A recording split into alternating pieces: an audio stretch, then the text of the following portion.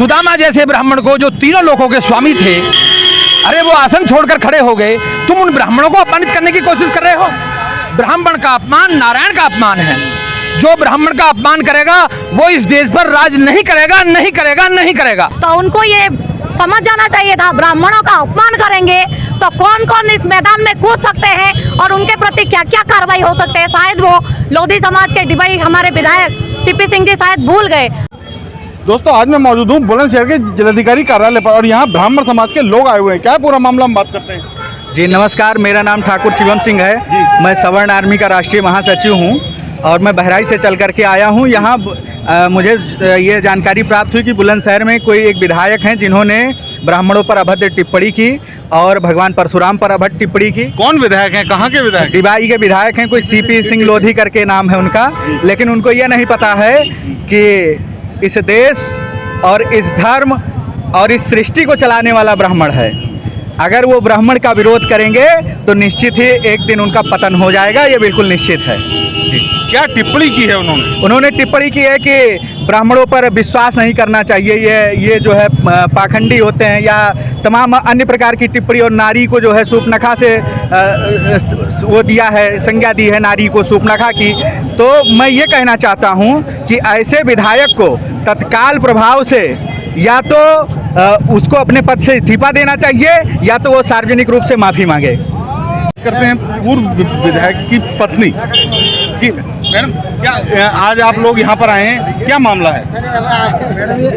बड़ी दुख की बात है, जब ब्राह्मण समाज के प्रति कोई अपमान करता है तो शायद जिले में क्या घटना हो रही है। डिबाई के जो भाजपा के जो वर्तमान विधायक है, विधायक सीपी सिंह जी, ठीक है, उनको शायद ये भूल रहे हैं कि उनसे पहले डिबाई ने 10 साल एक ब्राह्मण प्रत्याशी को ही अपना विधायक बनाया था, अपना जनप्रतिनिधि बनाया था। और शायद जितना उनका नाम आज के वर्तमान विधायक होते हुए भी लोग जितना नाम जा ही जानते होंगे, उस ब्राह्मण प्रत्याशी का नाम डिबाई विधानसभा में घर घर में परिचित है। तो उनको ये समझ जाना चाहिए था, ब्राह्मणों का अपमान करेंगे तो कौन कौन इस मैदान में कूद सकते हैं और उनके प्रति क्या क्या कार्रवाई हो सकते हैं। शायद वो लोधी समाज के डिबाई हमारे विधायक सीपी सिंह जी शायद भूल गए। हम वर्तमान ज्ञापन देने आए थे और उनसे अनुरोध करती हूँ, उसके बाद तो वार्निंग दे ही रहे हैं, पहले तो अनुरोध कर रही हूँ विधायक सीपी सिंह जी से कि रामलीला मंच से ही वो ब्राह्मण समाज के प्रति माफी मांगे, तब शायद हम सारे समग्र ब्राह्मण बंधु उन्हें माफ करते। अरे रहेगा उनकी घर की घेराव, पता नहीं डिबाई में उनकी स्थिति क्या हो जाएगी, उसकी जिम्मेदारी मैं नहीं ले सकती हूँ। मैं बहुत जल्दी डिबाई विधानसभा में भी जाने वाली हूँ।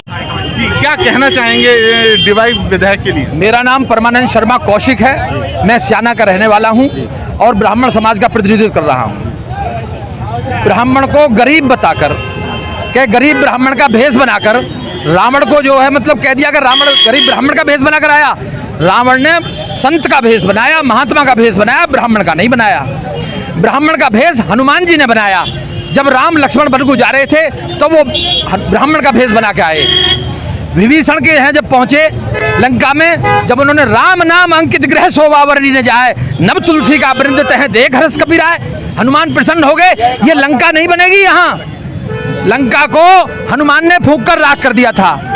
सुदामा जैसे ब्राह्मण को, जो तीनों लोगों के स्वामी थे, अरे वो आसन छोड़कर खड़े हो गए।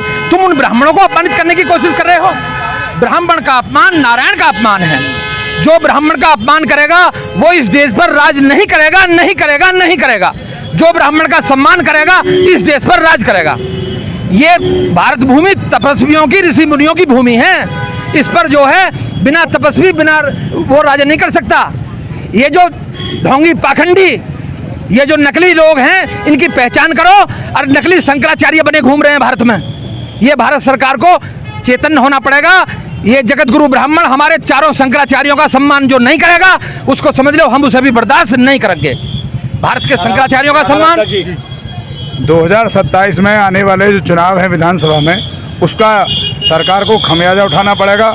यदि वो ब्राह्मणों के प्रति जितने भी व्यवहार हो रहे हैं, अलग अलग जो नेता हैं उन्होंने ब्राह्मणों के खिलाफ अलग अलग अभद्र भाषण दिए हैं, उसका उन्हें जवाब देना पड़ेगा। यदि सरकार इन पर कार्रवाई करती है तो ब्राह्मण हमेशा बीजेपी के साथ है।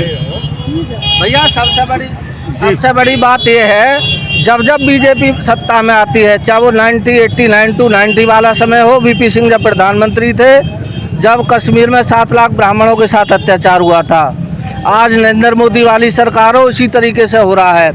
और ब्राह्मणों की स्थिति तो ऐसी आ गई है, आज तक पूरे भारत में मैं तो पता ही नहीं कर पाया इस बारे में, जब से आज़ाद हुआ भारत आज तक भारत का कोई भी नेता ये नहीं कह पाया मैं ब्राह्मण हूँ। इतना ब्राह्मणों को दबाया गया, इतना कुचला गया है, पूरे भारत में कोई बोलने को तैयार नहीं मैं ब्राह्मण हूँ। उसकी वजह कहीं ना कहीं अंदरूनी तौर पर ब्राह्मणों को दबाया जा रहा है। इसके लिए हम लोग कोशिश करेंगे, हम लोग आवाज़ उठाएंगे।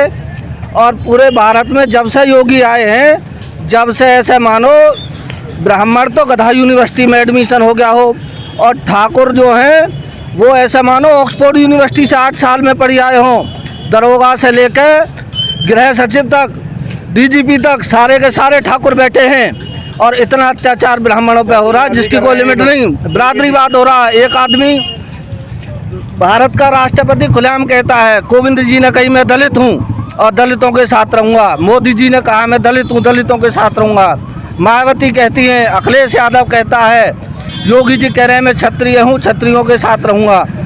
लेकिन आज तक कोई ब्राह्मण ये नहीं कह पाया मैं ब्राह्मणों के साथ रहूँगा। उसकी वजह ये है, सबसे दलित वो नहीं है, दलित हम हैं, हमको कुचला गया है।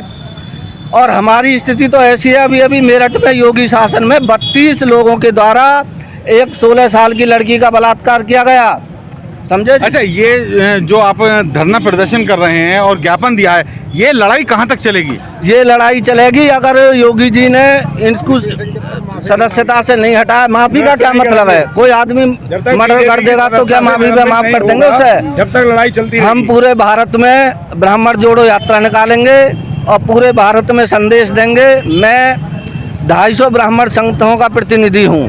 मैंने 250 ब्राह्मण संगठनों को संगठित करने का कार्य किया सबसे पहले, समझे जी। और हमारी लड़ाई ये रहेगी, हमारा मिशन था, जब कोई ब्राह्मणों की बात ही नहीं करता, पूरे भारत में कोई दलित की बात करता, कोई आदिवासी की बात करता, कोई ओबीसी की बात करता, ब्राह्मणों की बात किसी ने नहीं करी। और इस लोकसभा इलेक्शन में हमने राजनीति का बहिष्कार किया।